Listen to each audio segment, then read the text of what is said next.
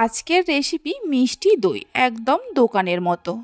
যাদের দই ঠিকমতো বসে না, এইভাবে বানালে প্রথমবারেই একদম দোকানের মতো দই তৈরি করে নিতে পারবেন।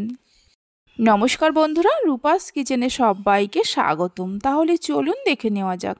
শুরু থেকে শেষ পর্যন্ত দেখার জন্য আপনাদের কাছে অনুরোধ রইল। প্রথমে গ্যাসের ওপর একটা কড়া বসিয়ে কড়ার মধ্যে অল্প একটু জল দিয়ে দেব। এবার কড়ার মধ্যে দিয়ে দেব 1 লিটার দুধ। প্রথমে কড়াতে অল্প জল দিয়ে দুধ জাল দিলে দুধটা আর তলায় লেগে যায় না। হাই ফ্লেমে দুধটাকে জাল দিয়ে নেব। দুধ যখন হালকা গরম হবে, দুধের মধ্যে দিয়ে দেব 10 টাকা দামের 2 প্যাকেট গুঁড়ো দুধ। গুঁড়ো দুধটা আপনারা চাইলে নাও দিতে পারেন, তবে গুঁড়ো দুধ দিয়ে দুধ জাল দিলে দুধটা খুব তাড়াতাড়ি ঘন হয়ে যায়। গুঁড়ো দুধটা ভালো করে মিশিয়ে নেওয়ার পর গ্যাসের ফ্লেমটা হাইতে করে দুধটা ফোটা পর্যন্ত অপেক্ষা করব।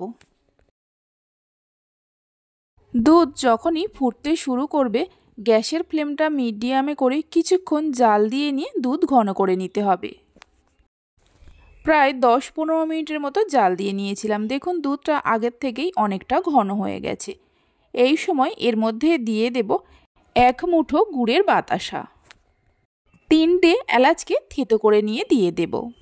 বাতাসাটা চাইলে আপনারা কম বেশি করে দিতে পারেন, আপনারা যেমন মিষ্টি খাবেন সেই মতো বাতাসাটা দেবেন।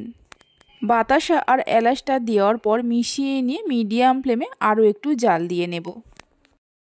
প্রায় 10-12 মিনিট সময় ধরে জাল দিয়ে নিয়েছিলাম। দেখুন দুধ আগের থেকেই অনেকটা ঘন হয়ে গেছে, এর থেকে আর বেশি ঘন করব না। গ্যাসের ফ্লেমটা বন্ধ করে দিয়ে দুধ নামিয়ে রেখে ঠান্ডা হতে দেব। কিছুক্ষণ এইভাবে নাড়াচাড়া করে দুধটাকে ঠান্ডা করে নিয়েছি, তবে পুরো ঠান্ডা করিনি, হালকা গরম আছে, মানে হাতের আঙুল ডুবিয়ে রাখা যাবে ঠিক সেই মতো দুধের গরমটা রাখতে হবে। এবার দুধের মধ্যে দিয়ে দেব 3 চামচ জল ঝরানো মিষ্টি দই। আপনারা চাইলে টক দইও দিতে পারেন।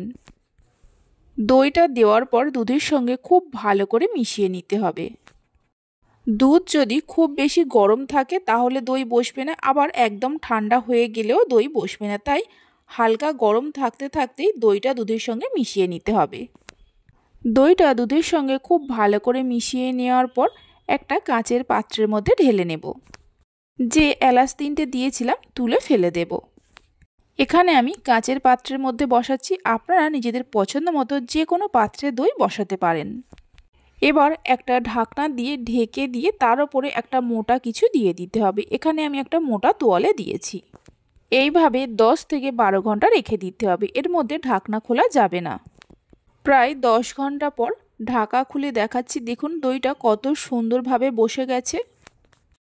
দই যেহেতু ঠান্ডা খেতে ভালো লাগে, তাই 1 ঘন্টার মতো ফ্রিজে রেখে ঠান্ডা করে নিয়ে তারপর আপনাদের দেখাচ্ছি। 1 ঘন্টার মতো ফ্রিজে রেখে ঠান্ডা করে নিয়েছি।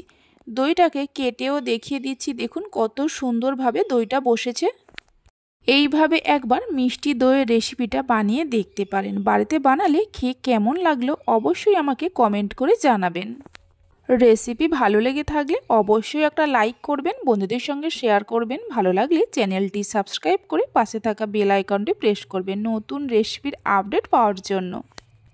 তাহলে চলুন ভিডিওটা আমি এখানেই শেষ করছি। আপনারা সবাই ভালো থাকবেন, সুস্থ থাকবেন। ধন্যবাদ।